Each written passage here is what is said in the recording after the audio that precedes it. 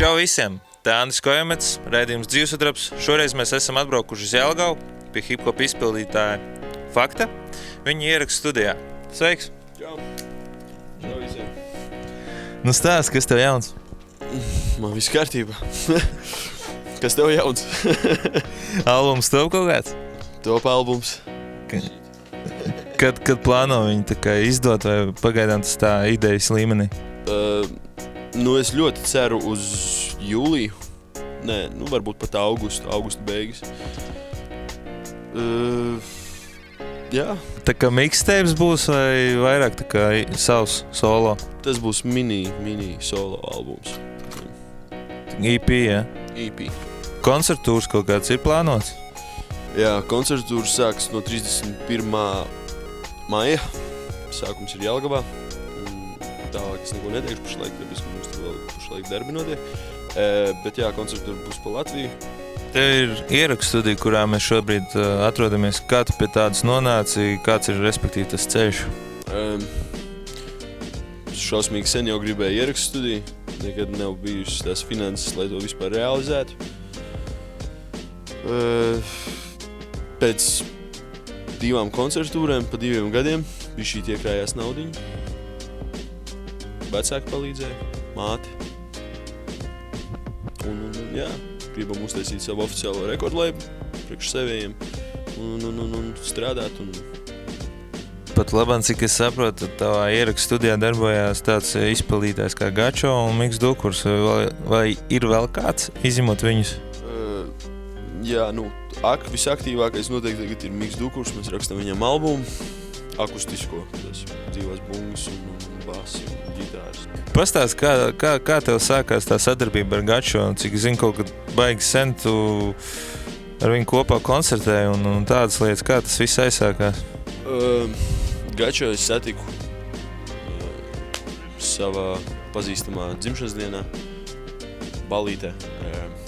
Mums bija kopīgs intereses. Gatis tikko sāka taisīt savu albumu, Gats ir, un sāka koncertēt. Viņš man vienkārši piedāvāja, vai es nevēlos ar viņu braukt un sadarboties tādā ziņā.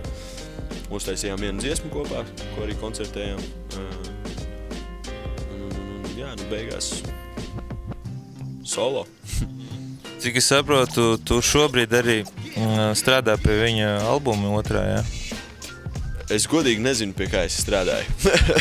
Es zinu to, ka viņš raksta dziesmas, un vai viņš taisa albumu, es neesmu informēts par to, bet jā, viņš šeit arī strādā, jā.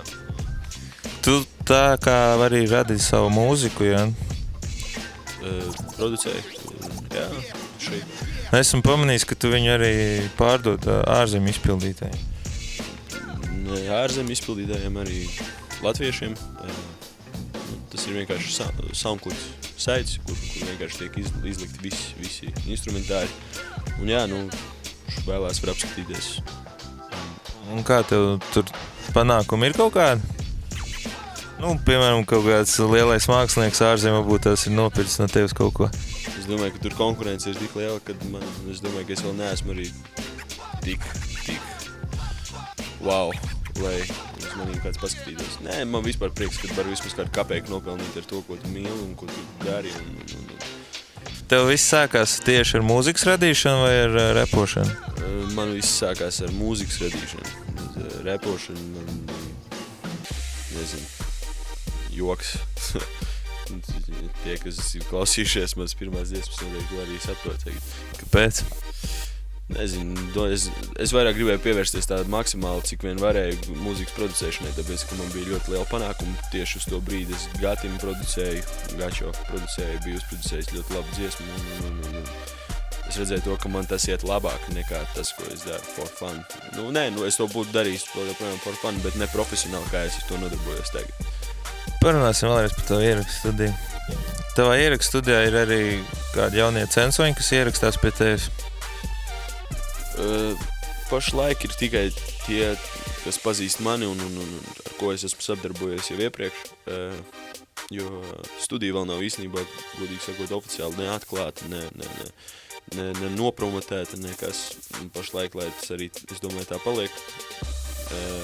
Es domāju, ka kaut kur pāris mēnešu laikā tas viss tiks izlikts internetā, būs mājaslaps un būs cenas un tad noteikti, tad redzēsim, kā būs.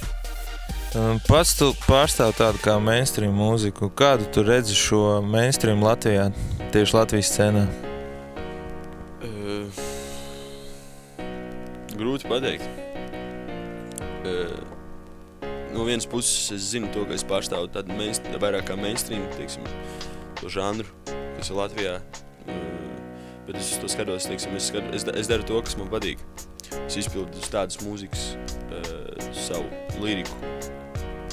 Uz tādas mūzikas, kas man patīk.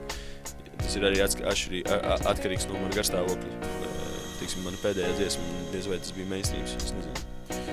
Nelikās. Neteiksim, tas arī bija riktīgs hardcore hip-hops un tam līdzīgi. Bet es cenšos darīt dažādi.